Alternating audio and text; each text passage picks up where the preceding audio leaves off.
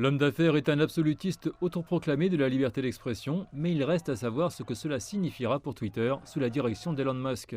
L'homme le plus riche du monde, à la tête de Tesla, veut donner un nouveau rythme à l'une des plateformes de médias sociaux les plus influentes après l'acceptation par Twitter de son offre de 44 milliards de dollars pour en devenir propriétaire.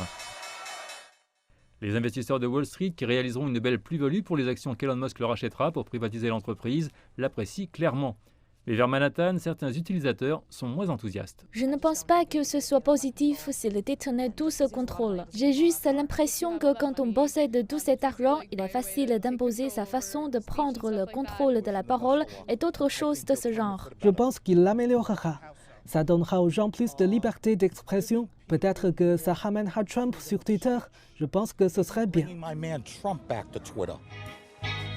En attendant, l'ex-président américain, qui a lancé plus tôt cette année sa propre plateforme de médias sociaux, a déclaré qu'il rejetterait la possibilité de rejoindre Twitter après avoir été définitivement banni lorsque la société l'avait accusé d'avoir encouragé le siège du Congrès des États-Unis. Donald Trump et la politique incendiaire qu'il représente sont peut-être le test ultime pour l'absolutisme de la liberté d'expression d'Elon Musk. Ce dernier a déclaré que la liberté d'expression devait rester dans les limites de la loi. Mais les États-Unis sont un pays où, même si la liberté d'expression est inscrite dans la Constitution, elle s'est avérée très controversée à l'ère des médias sociaux et la pire polarisation politique jamais constatée.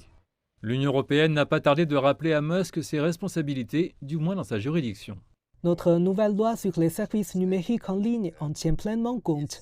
Je veux dire qu'elle s'applique à toutes les grandes plateformes pour s'assurer que leur pouvoir sur le débat public est soumis à des règles validées de façon démocratique, en particulier en matière de transparence et de responsabilité. À juste titre, Elon Musk a tweeté ses projets pour ce qu'il appelle la place publique de facto, y compris la création d'un bouton permettant d'éditer les tweets après leur envoi. Et l'homme d'affaires a ajouté « J'espère que même mes pires critiques resteront sur Twitter, parce que c'est ce que signifie la liberté d'expression ».